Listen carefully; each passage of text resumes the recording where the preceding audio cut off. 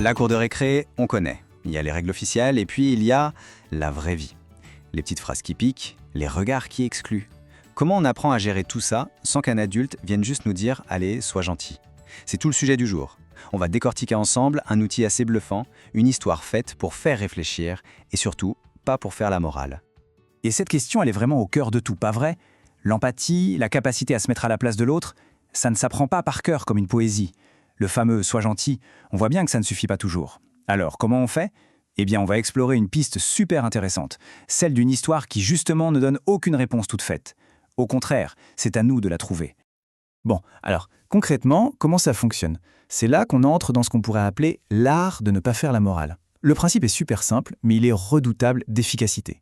L'idée, c'est qu'on remplace la leçon par une histoire qui nous interroge. Ok, donc cet outil, c'est quoi? C'est un petit film, très court, à peine 2 minutes 30. C'est une fiction, bien sûr, mais une fiction qui sonne vraie, qui pourrait totalement arriver dans n'importe quel cours d'école. Et le point le plus important, la règle d'or, c'est ça. Il n'y a aucune conclusion imposée.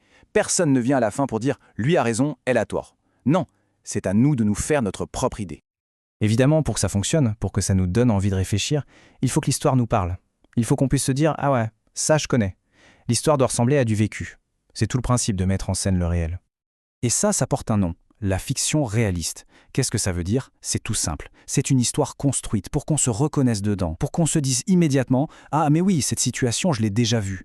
Le but, et c'est vraiment le plus important, ce n'est pas d'imposer une leçon. Non, le but c'est de déclencher une discussion. C'est ça le vrai point de départ. Alors, entrons un peu dans cette histoire. Qu'est-ce qui s'y passe exactement? Les créateurs ont fait un choix très malin. Ils ne sont pas allés chercher des scènes de violence extrême, de grosses bagarres.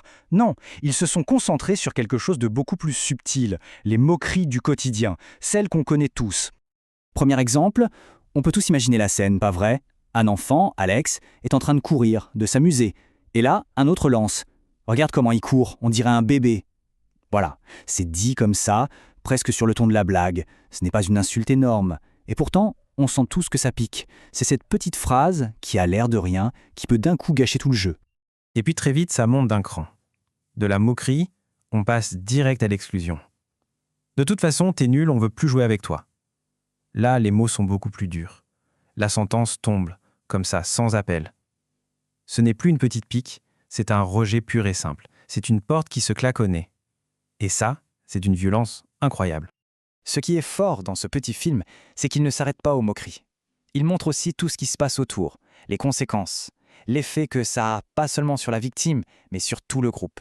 Et surtout, il met en lumière ceux qui sont là, qui voient tout, mais qui ne disent rien, les spectateurs. Et pour nous le faire comprendre, visuellement, c'est super bien fait. Il y a une séquence très rapide qu'on pourrait appeler le montage de l'isolement. En quelques secondes, on a toute la scène. D'un côté, on a Alex, tout seul, le dos contre un mur. Au milieu, le groupe qui continue de se disputer, la tension qui monte, et sur les bords, les autres élèves, les témoins silencieux. En 3 plans, tout est dit. On ressent immédiatement le malaise, le poids de la situation.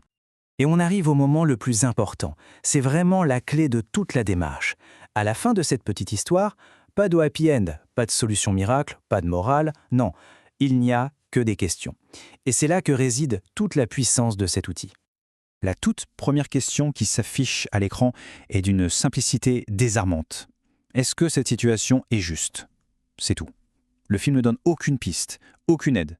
C'est à nous de répondre. La question nous est directement renvoyée. Est-ce que c'est juste pour Alex?